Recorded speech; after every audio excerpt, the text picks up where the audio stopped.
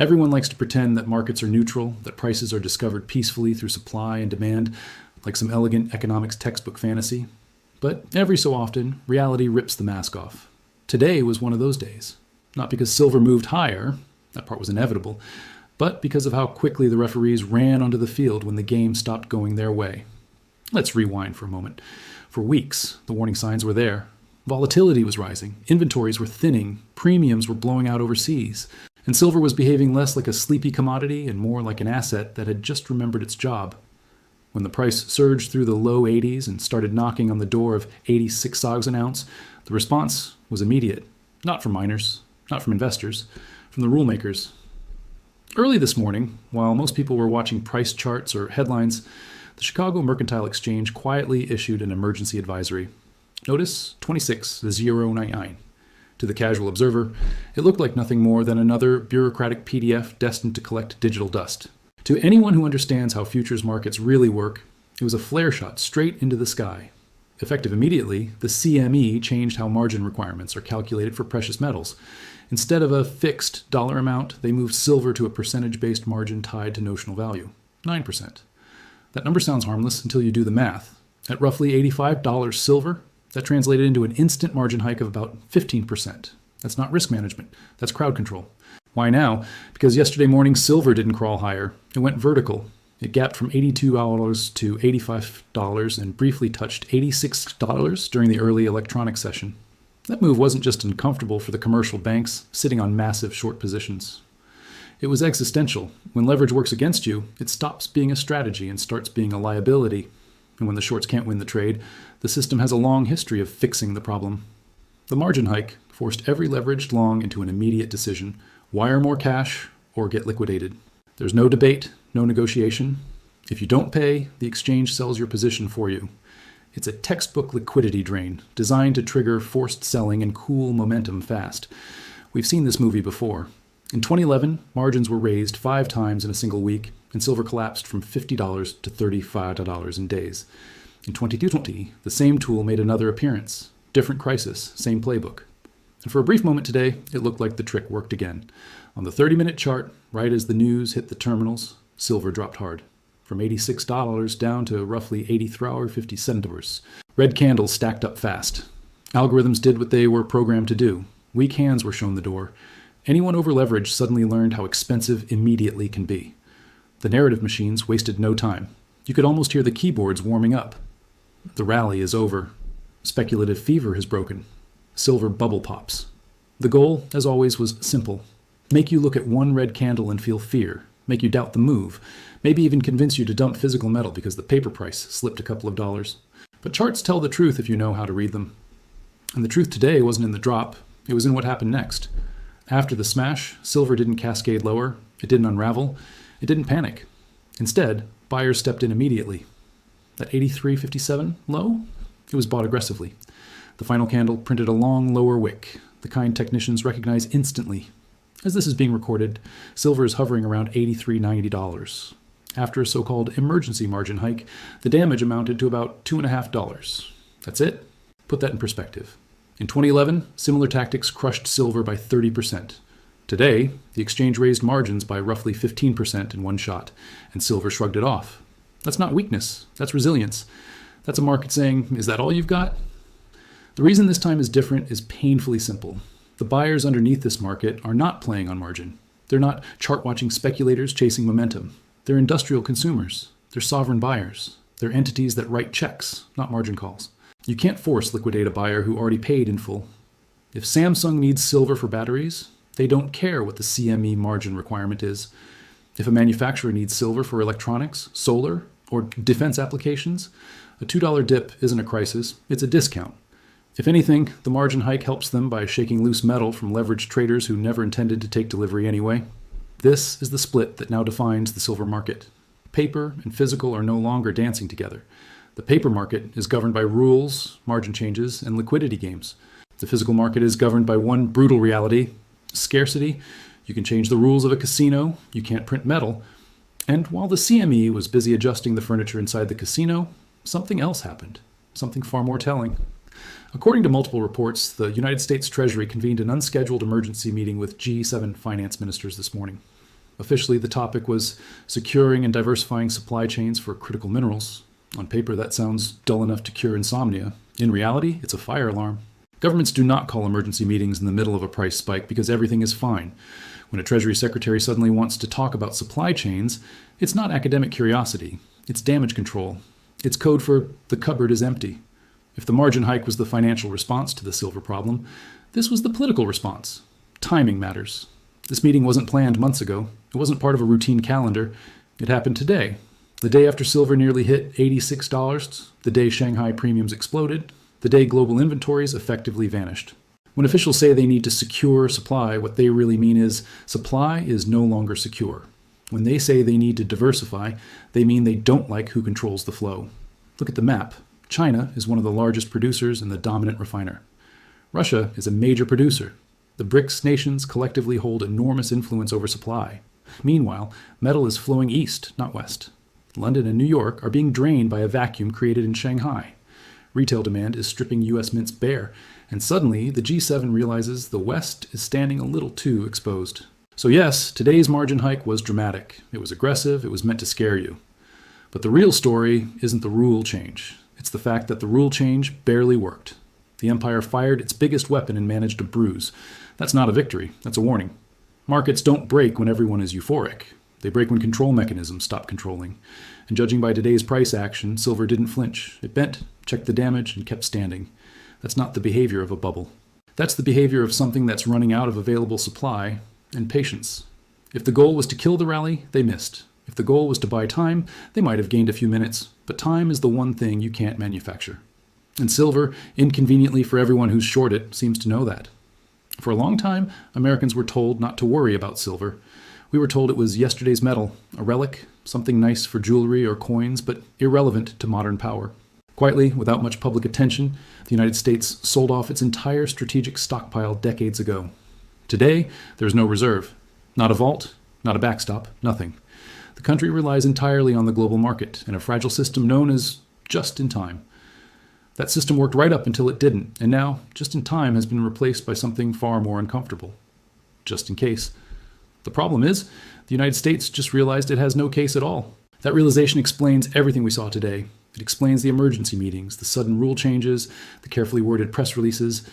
None of this is random. It all connects, and the timeline matters. This didn't start this morning. It didn't even start with silver touching the mid-80s. It started earlier this month on January 3rd with an event the media framed as geopolitics and morality. Operation Absolute Resolve in Venezuela. We were told it was about democracy and stability. We said it was about oil. It was stage 4 empire behavior. Desperate resource acquisition when the cupboards are running bare. Fast forward 10 days, and the same panic has surfaced again, this time in metals. The realization has finally set in at the highest levels of government that you cannot run a modern empire without silver. You can't fight a kinetic war, build a green energy grid, and maintain a digital economy all at once without vast amounts of the most conductive metal on Earth. Modern warfare isn't tanks and trenches, it's electronics. Every missile guidance system, every fighter jet, every drone, every satellite, every secure communication system relies on silver. You cannot build advanced chips without it. If the supply chain snaps, and dealer delays suggest it already has, the military-industrial complex doesn't slow down. It stops. That's why the Treasury Secretary is involved.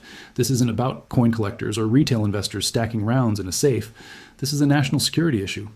When you view it through that lens, today's events make perfect sense. What we are watching is a coordinated system response. First, the CME raises margins to smash the paper price and flush out leveraged players. That buys time. Then, the Treasury steps in and convenes the G7 to coordinate a broader strategy to secure physical metal outside the open market. This isn't diplomacy, it's procurement under pressure.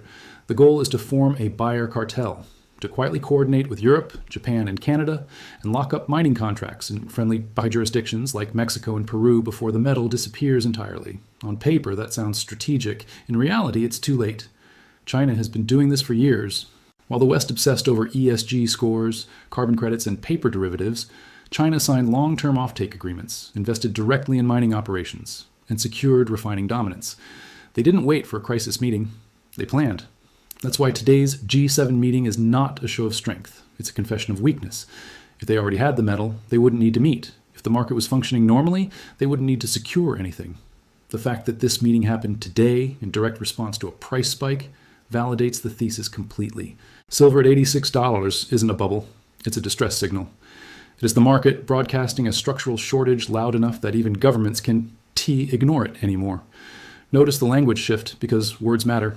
For decades, silver was dismissed as a precious metal, a shiny rock, a barbarous relic. Suddenly, it's being referred to as a critical mineral. That rebranding isn't accidental. Once something is classified as critical, the rules change.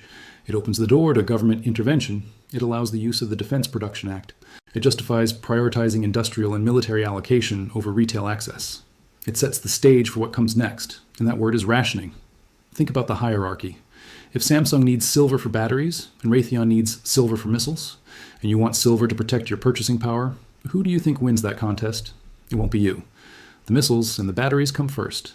The G7 meeting is the first visible step toward a bifurcated market where the public is gradually pushed aside.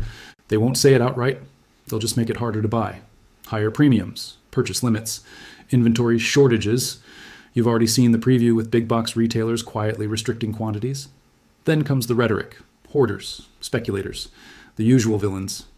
So when you see the paper price drop a couple of dollars because of a margin hike, don't be discouraged. Understand what's really happening. The same institutions smashing the price on a chart are holding emergency meetings behind closed doors, trying to figure out how to get their hands on the physical metal. The margin hike was the distraction. The G7 meeting is the tell. This is all happening against a backdrop of broader financial stress. The bond market is cracking. We saw that with the India sale. Now it's bleeding into commodities. The system is fighting a two-front war against economic gravity, and gravity always wins eventually. Just as the margin hike failed to push silver below the low 83s, political coordination won't magically create new supply. You can't print a silver mine. You can't legislate a new deposit into existence. From discovery to production takes close to a decade. Meetings don't change geology. That's why the system response feels frantic. Paper tools are blunt, political tools are slow, the market is moving fast. And that brings us to the most important question of the day. Why didn't it work? History says margin hikes should have crushed the price. In 2011, they did. In 2020, they amplified the crash and sent silver briefly into the teens. Every trader knows the rule: raise the cost of leverage and players fold. Except today, they didn't. Today, they called. Silver dipped to roughly 83.57 and bounced. It absorbed the hit and stayed upright like a heavyweight who barely noticed a clean punch. That defiance wasn't accidental. The answer lies 7,000 miles away. It's called the Shanghai Shield. While the CME was trying to manage perception in New York, the Shanghai Gold Exchange closed its session with silver fixed at 93.31 tolerance. Do the math. That's nearly a $10 spread between Western paper and Eastern physical. In past cycles, this didn't exist. In 2011, prices were aligned globally. When New York sold, everyone sold. The market was unified. Today, it's fractured. The West trades promises, the East trades metal. That fracture changes everything. Because if Shanghai is willing to pay $93, the price in New York cannot sustainably collapse. It's not opinion, it's physics. If the CME somehow smashed silver to $70 while Shanghai stayed at $93, the arbitrage would explode to over $20 an ounce. That's a near risk-free return for moving metal from west to east. Every serious trader on the planet would buy the smash and sell into the Shanghai vacuum. COMEX vaults wouldn't last a week. 48 hours might be generous. This is the trap the banks are in. If they smash the paper price, they lose their physical inventory to China at a discount. If they let the price rise, their short positions bleed into insolvency. They have to choose between saving the metal or saving the dollar. And the data released today suggests they losing the metal even as they try to manage the screen price. While red candles flashed, vault inventories were being quietly drained. That's the reality behind the noise. The West is trying to close the door. The East has already ripped it off the hinges. The CME is in panic mode. The G7 is in panic mode. The only real question left is whether you understand what that means, and whether you were prepared. By the end of the trading day, the numbers told a story no press release could soften. It wasn't subtle. It wasn't debatable. It was a full-blown exodus. Silver didn't just trickle out of the system. It poured. Vault after vault reported withdrawals, and when you line them up, the picture is impossible to ignore. Asahi lost roughly 565,000 ounces. Brinks saw another 617,000 ounces walk out the door. CNT shed about 351,000 ounces. StoneX topped the list with nearly 791,000 ounces gone. Add it all together, and more than 2.2 million ounces of silver vanished from the COMEX ecosystem in a single day. And that's just the headline number. The detail that really matters is what happened to registered silver, the category that actually matters, the metal available for immediate delivery. That dropped by close to 400,000 ounces, leaving roughly 123 million ounces, standing between the paper market and a credibility problem. This is not normal drawdown. This is bleeding. Here's the irony that should make anyone paying attention pause. The margin hike didn't stop the bleed. It accelerated it. By smashing the paper price down toward 83.50s, the CME effectively put silver on sale for the very entities that are emptying the vaults. In trying to starve demand, they ended up feeding it. The discount invited buyers who don't care about margin rules, algorithmic noise, or financial theatrics. They care about one thing: securing metal. That takes us right back to the emergency meetings and the carefully chosen language out of Washington. Secretary Bessent doesn't need a chart to know what's happening. He can read inventory reports just like everyone else who has access to them. He knows the COMEX is bleeding. He knows metal is moving west to east. And he knows that once physical silver leaves those vaults, it doesn't come back. That's why the G7 is suddenly talking about securing supply chains. It's not strategy, it's triage. But you can't fence in a global market with a $10 price gap. Capital doesn't care about speeches or summits. It flows to where it's treated best. Right now, silver is treated best in Shanghai. That's the uncomfortable truth behind the volatility. When you see a red candle on a Western chart, understand what it's actually hitting. It's not air. It's not hope. It's a concrete floor built by the Chinese bid. As long as Shanghai is paying a premium for physical metal, and there is zero evidence of that demand weakening, New York cannot fall apart. This is what people are missing when they panic over short-term moves. The Shanghai Shield doesn't eliminate volatility. It defines its boundaries. It effectively places a floor under the market. The downside is capped by arbitrage, while the upside remains wide open because the paper shorts are structurally trapped. That's not hype. That's mechanics. What we're watching now is the balkanization of the silver price. For nearly a century, New York dictated the price, and the rest of the world followed along obediently. That era is ending in real time. Shanghai is now setting the floor, and New York is scrambling to keep pace. The margin hike was a last-ditch attempt to reassert authority, to remind the market who supposedly runs the show. But markets have an annoying habit of responding to reality instead of threats. When traders looked east and saw silver trading north of $93, the illusion evaporated. The emperor didn't just lose his robe, the market noticed he never packed one. Paper tools like margin hikes, spoofing, and wash trading only work when the physical market is asleep. That era is over. The physical market is wide awake, aggressively hungry, and it's chewing through COMEX inventory with alarming efficiency. Those 2.2 million ounces that left the vaults today aren't sitting in some temporary holding pattern. They're being melted. They're being fabricated. They're being shipped into industrial supply chains. Solar panels, electronics, defense systems, consumer technology. Once silver crosses that threshold, it's gone. Forever. That leaves the establishment with a shrinking menu of options. Financial weapons didn't crash the price. Inventory depletion is accelerating instead of slowing. Policy tools move at the speed of bureaucracy, while the market is moving at the speed of necessity. So what's left? The only remaining lever is access. If you can't kill demand and you can't conjure supply, you close the gates. You make it harder for the public to participate. We're no longer speculating about that phase. It's already started. Look at retail. For the last couple of years, Costco quietly became one of the largest precious metals dealers in the country. No drama, no friction. Silver Eagles, bars, freely available to members. That changed this week. Verified reports confirm Costco has implemented strict limits on silver purchases, 1 transaction per membership, hard caps on units. That's not capitalism doing its thing. That's rationing. Polite, corporate, well-packaged rationing. Ask yourself a simple question. Why would a retailer restrict sales of a product that's flying off the shelves? In a normal market, you restock and sell more. You don't have to tell customers to slow down unless you re-terrified you won to be able to replace what you sell. Costco understands that if they allowed unlimited purchases at current prices, their national inventory would evaporate in hours. This isn't caution, it's survival. Then there's the United States Mint. The government-owned S-owned supplier of official silver coinage released the 2026 Silver Eagles, and they re-gone. Not low, gone. The Mint has announced at least a 1-month delay on new orders. Back-ordered. Let that sink in.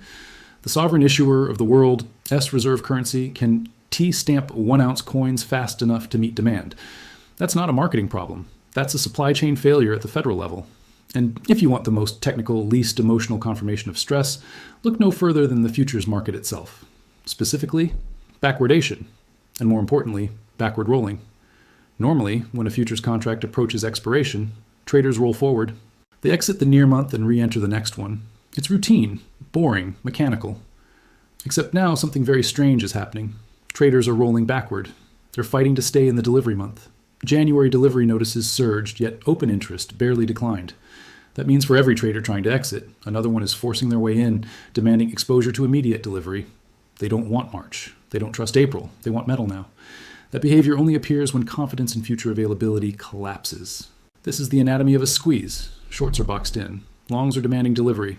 And the exchange is desperately raising margins to force separation. But separation doesn't work when one side refuses to let go. So what's the verdict on this day? Strip away the noise, and it's remarkably clear. The system threw everything it had. A 15% margin hike. Emergency government coordination, subtle retail rationing, psychological warfare, through red candles and scary headlines. And yet, silver is still trading near $84. The Shanghai shield held. Vaults are lighter. Shorts remain underwater. The trend is intact. This price isn't just a quote on a screen, it's a signal. It marks the moment the market collectively realized that paper power has limits when it collides with physical scarcity. The banks tried to break confidence. They failed. The price dip wasn't a defeat. It was a stress test, and silver passed. So what does that mean for you? If you already hold physical silver, understand what you own. Don't let a $2 move caused by a rule change shake you loose. That metal isn't just an investment. It is insulation from the currency and supply chain crisis.